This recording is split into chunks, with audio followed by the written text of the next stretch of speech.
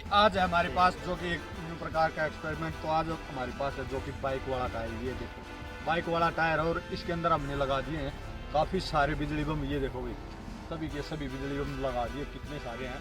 और इसको कैसे चलाते हैं, चक्री की मदद से चला के देखते हैं, जो कि हमारे पास बिग साइज का चक्कर है। उसकी मदद से इन सभी को बजा के देखते हैं, बजते हैं या नहीं बजते हैं, आप हमें कमेंट करके बता सकते हो।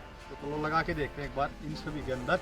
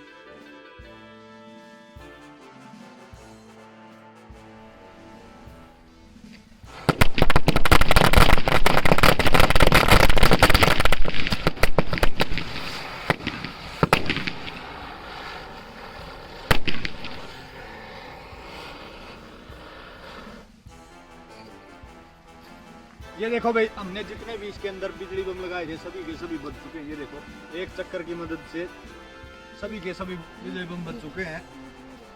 ये देखा भाई आपने क्या शानदार चला, हमारा जो चक्कर था उसकी मदद से ये जितने भी बिजली बम थे सभी के सभी बच चुके हैं। आपने देखा होगा। वीडियो किस किस को पसंद आई हमें कमेंट्स करके बता सकते हो। तो मिलते हैं नेक्स्ट वीडियो में न्यू धमाकेदार एक्सपेरिमेंट के साथ। तब तक के लिए जय हिंद।